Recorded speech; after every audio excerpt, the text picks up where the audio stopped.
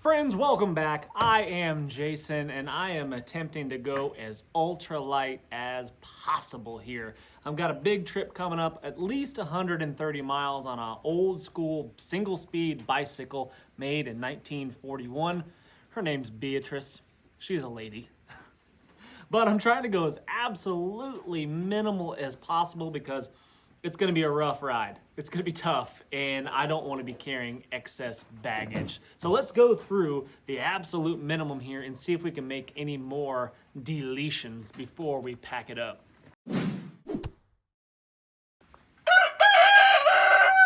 I'm recording a video, bro. Shake a leg. Let's go. Get. Every single time you hit the record button, that rooster right there, Bucko is his name, starts getting a little chatty. All right, so here is the spread, my friends. This is pretty much all I am taking, and I'm gonna see if I can whittle down a little bit more right now as far as bulk and potentially weight goes. Shelter, let's start with shelter. We're gonna be camping out on the side of the road in parks. Who knows where we're going to be camping? There is no destination each evening because I don't know how far we're going to be able to go each day. I've got 3 days set aside to do this trip. So we're going to attempt to get it done in 3 days. We'll see how that goes. Hopefully our bodies survive and the bikes survive. But I know that we're going to have to camp out some places, and we know we're going to be sleeping on the side of the road somewhere. So I've got to be able to get at least a reasonable night's sleep. And so I need to bring some sort of shelter. And like I said, it's got to be the absolute minimum, which is not too difficult for me because that's kind of how I run anyway, typically. But I've tried to go even more lightweight this time. So my poncho here is going to be my shelter from any rain that's coming down over my head. And I've got about a 5-foot section of paracord that I can use to rig that up pretty dang easily. I'll need to make some stakes. That's not going to be a problem. Some tent stakes, I'll just make some when I'm out there. I'm not going to be carrying those. This is my sleeping bag. Here's a bivy bag. So this is a waterproof. So I shouldn't say waterproof. Very water resistant SOL Escape Bivy. It's one of the breathable ones. It's my go-to. I enjoy using this. It's fairly light, a little bulky, but not terrible. And it's so nice to be able to climb in there when the weather's nasty, and who knows what the weather's going to be. I may or may not need any of this, but if the weather is nasty, it's going to be hard to sleep if it's pouring down rain on your head. So for that reason, I've got the poncho. I can stay dry inside the bivy bag. And then my sleeping bag that I made, check this thing out. A cheap, really inexpensive, really lightweight fleece blanket. But I turned it into like a top quilt, basically. I hopped on the sewing machine and I sewed up the bottom of the blanket here. So I've got a toe box. So when I'm in it, I guess I'll just lay on the wet ground. You guys are getting spoiled here. The things I do for you guys. So if you get in this thing, essentially I lay down on the ground on my sleep pad. I put my feet inside the toe box so the blanket doesn't come off of my feet. And then I've got myself essentially a top quilt, half of a sleeping bag. The sleeping bag that you're laying on doesn't really do any good because you're compressing that insulation. So everything behind you doesn't really do you any good at all. That's what the sleep pad is for, to insulate you from the ground, from the hardness of the ground, the coldness of the ground. That's what that's for. There's really not much need to have insulation behind you. So here is my sleeping bag, which I'm kind of proud of. Straps here.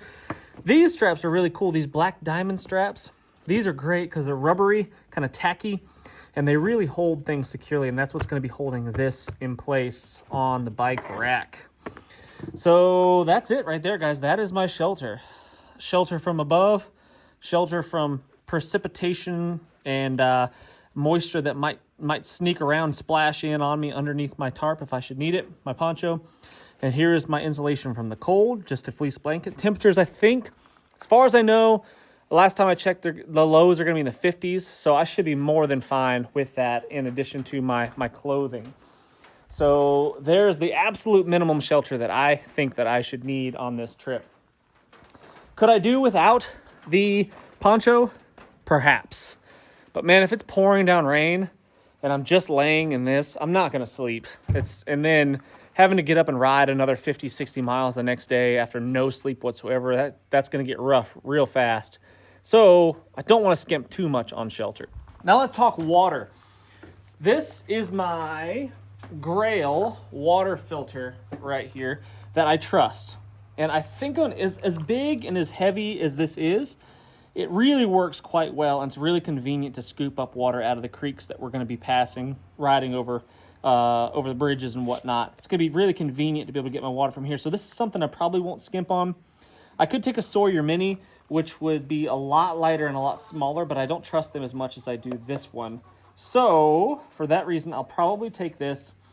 And I've got, I think this is a 3-liter, 2 or 3 liter. I can't quite, I'm not sure. 2 or 3 liter CamelBak backpack here that I'll be wearing so I can carry my water on my back. Because that's going to be, I mean, that, of all the things that I need to bring, that is really high on the list. Because it's going to be hard work.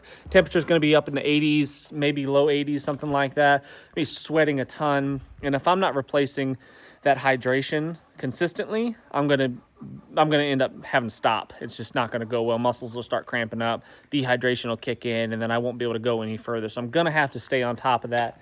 So I need a reliable way to make that happen. In addition to that, because water is so important, I've got some water purification tablets. So if something should happen to my filter, I could throw a couple of these tablets inside my CamelBak and be okay to get me to the next stop. You know, I mean, obviously we can stop at gas stations and Dollar Generals and stuff like that and buy water and things like that, but that's not going to be very convenient, and they're going to be few and far between when you're riding on a bicycle. So there's that.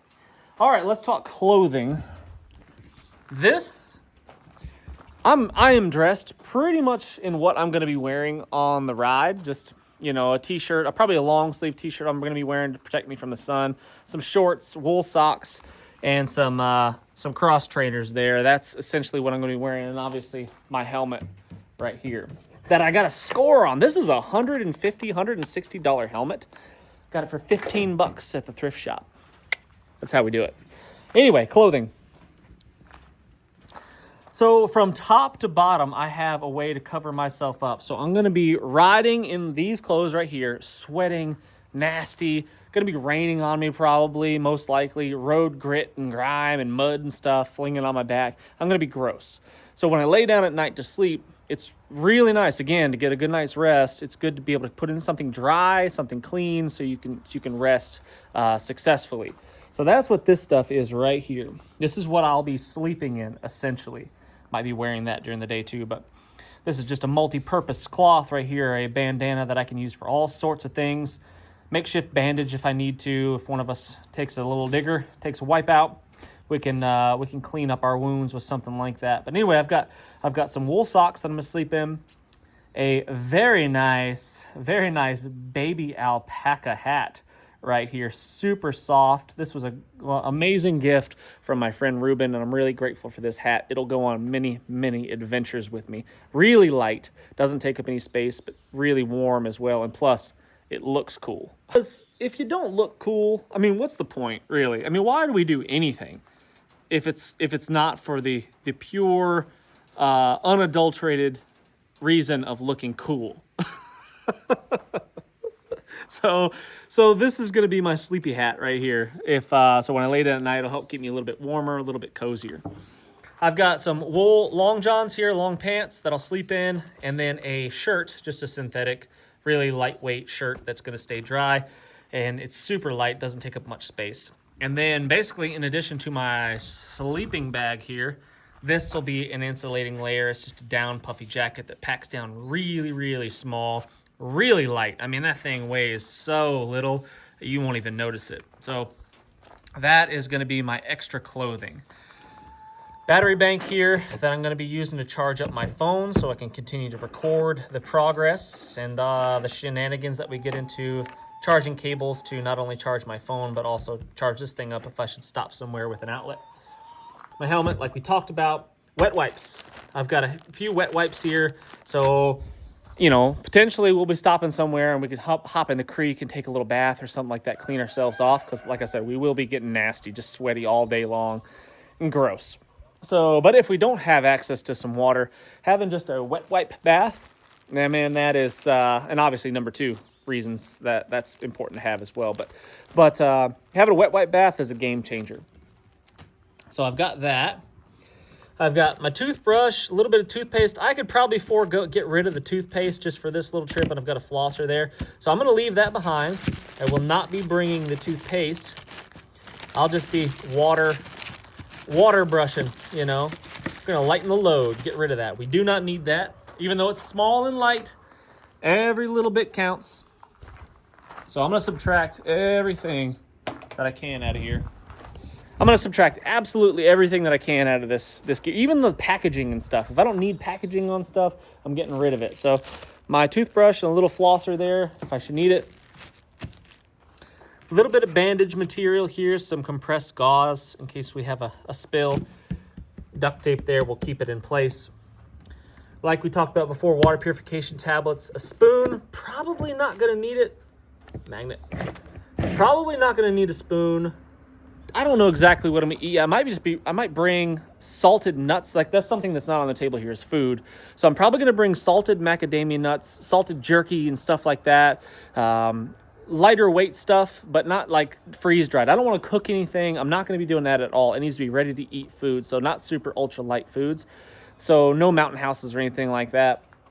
But I'm gonna bring just whatever I can find kind of at the store. So a jar of peanut butter or something like that, and this would come in handy for there. So I might bring my spoon. Got a lighter, probably not gonna need it for anything. We're not gonna be having fires, almost certainly, but just in case, good to have that. And I've always got backup fire starters and whatnot, and that's the same quarters that I was gonna use for my poncho. Friends, if you haven't hit the thumbs up, please do so. I'd be really grateful for it. Leave a comment, any comment will do, and consider subscribing. Patreon memberships, we're starting Substack now. I'm getting out there, guys. I'm going to be on any and all platforms. I'm really putting myself out there a lot, as much as possible, so you guys don't miss out on any of the content, any of the crazy shenanigans that I'm getting into. I want to make sure that you're there. I'll put links to all that stuff in the description of this video and in the comments section, so make sure you're checking that out. Thanks. These are the absolute minimum tools that I think I need to work on this bike right there. That is a very simple machine. You can take apart this entire machine with a crescent wrench, right there, an adjustable wrench, a pair of pliers perhaps, a needle nose pliers, and a flathead screwdriver will just about disassemble the entire bike. I don't think there's anything on here that I can't, really take apart without those tools. So that's what I've got. I've got an 8-inch crescent wrench here that opens up big for some of the larger size stuff, like the cranks and stuff like that on the bike. But it is a bit heavy and a bit bulky. I'd like it to be smaller, so I think I'm gonna cut that off. I'm gonna cut that handle off here. I've got a tire spoon here, tire changing tool right here, so I can help change the tire if we should get a flat, and a spare tube right there in this small little pouch from TRC Outdoors that will protect the tube from getting punctures while we're just carrying it around, dragging around the packs. If you don't protect them and you just throw them in a pack somewhere, the abrasion from the vibration of stuff rattling around next to it, like other tools and stuff, will eventually poke holes in there. So something just thin like this to protect it is always a solid idea. This is how I will inflate the tires. It's just a CO2 inflator tool here. That's the smallest, lightest weight kit that I can possibly imagine carrying to get my tires back operational. Enough air in them to, probably more than enough air in this to inflate my tires completely, at least enough to get me to a gas station or something like that where we can put the proper PSI in the tires. Duct tape. If duct tape won't fix it, man, we're in a bad spot. Zip ties, whatever duct tape won't do, zip ties will. And then a Leatherman here, just the cheap Leatherman Rev. Great little multi-tool. It's got all the things, screwdriver, knife, pliers, needle nose pliers, all the stuff that you would need. So I'm going to cut that down, I think. I'm going to cut this crescent wrench down. And this rubbery handle, I mean, good grief. Why do we need a rubbery handle on a crescent wrench? I mean, are we that soft? Have we gotten that soft as society where we need a rubbery handle on a wrench? I mean, come on.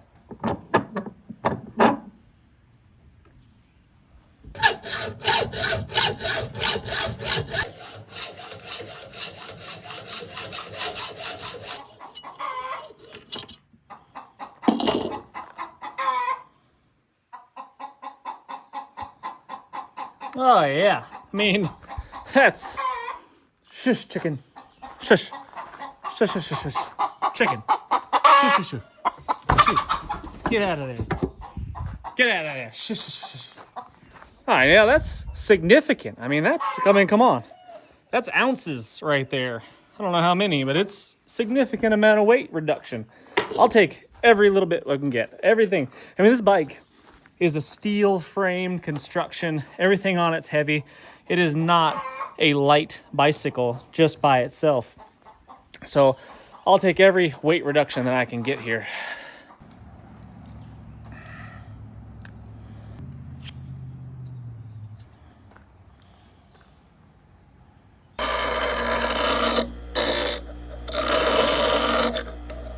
Look at that. Slick. Much more compact. Significantly lighter, actually. That's noticeably lighter, taking the plastic handle, rubbery handle off there and cutting that couple inches off of the end of the steel.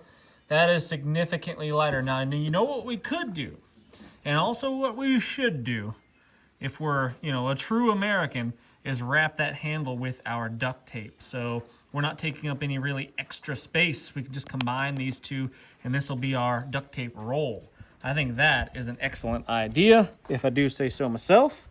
So that is what we're gonna do. This is our Gorilla tape here, the good stuff.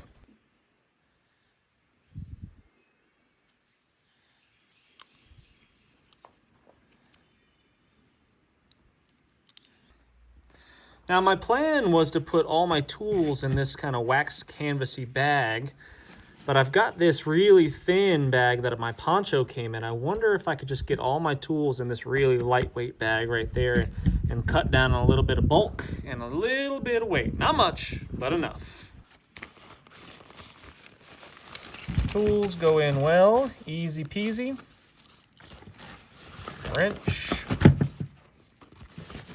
Zip ties will go fine, just like that. Maybe they stick out. Maybe I curl them around in there a little.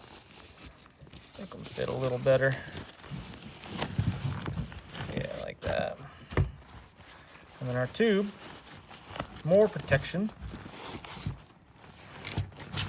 There we go. And now we can get rid of this bag right here. Again, not very heavy, but every little bit matters. And it's a little bit of bulk that we've gotten rid of right there as well. All my sleep gear, extra clothes, dry clothes, that stuff here, I'm gonna try to put all in one spot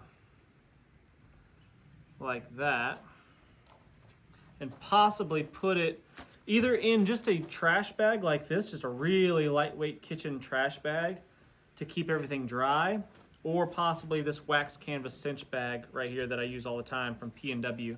I think maybe I'll put it in this, because this is pretty watertight as is. Haven't quite decided yet how I want to do that. This would work, and it would keep everything dry, and it's super, super light. So maybe I get rid of this, and I just go with this. And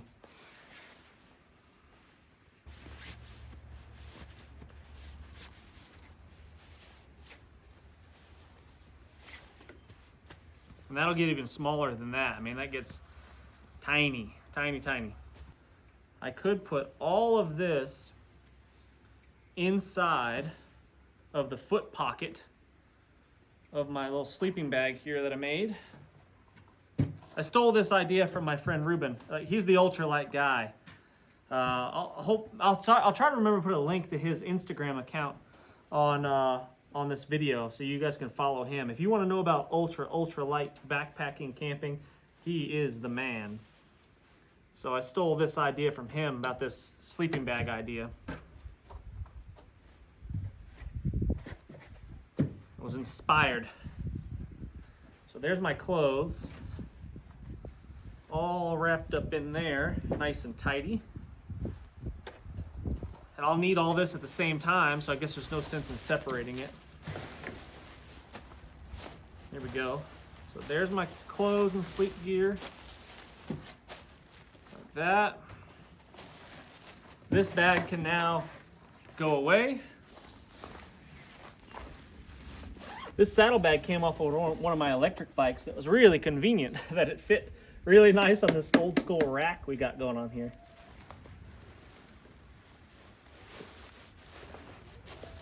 Just like that. Just be careful not to zip it up in the zipper and poke a hole in it. That would be less than ideal. Poncho and my bivy bag will go in there as well. So all my camp stuff is all on one side. That stuff doesn't need to really be protected from the rain. So there's my dry stuff. All my camp gear right there in one side. It's another one of those little cinch bags from TRC Outdoors. I'm gonna throw my charging cables and stuff in there to keep it from poking a hole in my dry bag that's gonna keep my electronics from getting wet. So that's where all that stuff is gonna go. We're gonna stick that in the side pouch here so we can easily find it, charge up my phone. We're gonna be using GPS and stuff like that to navigate. So it'll be nice to have an easy way to charge up devices and whatnot. There's that. Although it's kind of vulnerable if I should crash. Least of my worries, I guess. Tools, all the tools and spare tube and stuff we'll put there, the heavy stuff. It's always good to put the heavy stuff near the bottom of the pouch. Saddlebags, put the weight as low as possible in there. The Grayl is gonna go on that side. This is full of water at the moment. So that'll go in there. First aid and toiletry stuff we'll stick on the side compartment here. And then I've got room for food, like quite a bit of room actually for food to go in this side compartment there. That's what's gonna ride there. And that's pretty much all my gear. The only thing that's not in there is the food.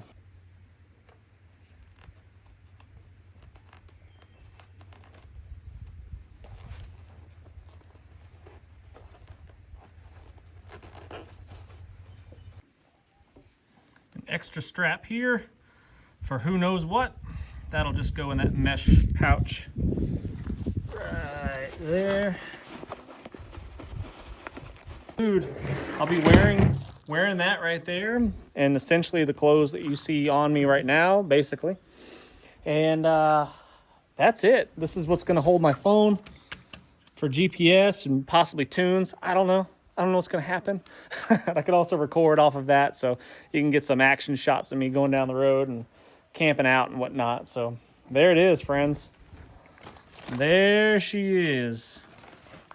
I need a scale for these types of things to see how light, I was able to get my kit down to. It's really light. I mean, there's not much in there, including the tools and stuff to work on the bike.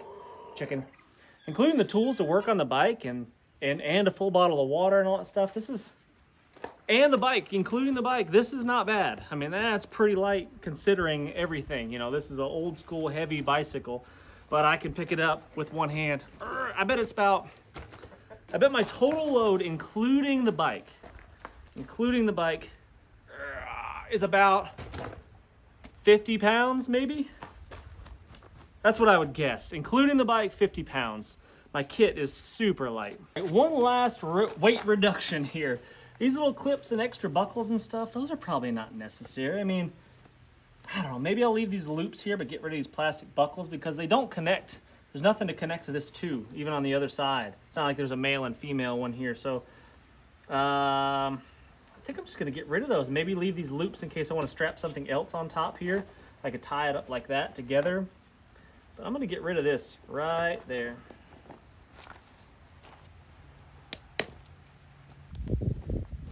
Cheap plastic buckles anyway. Typically break on you when you least expect it. I could always take a piece of cordage, paracord or whatever, and or one of these straps here and go through there. That's perfect. Look at that weight savings right there. Come on.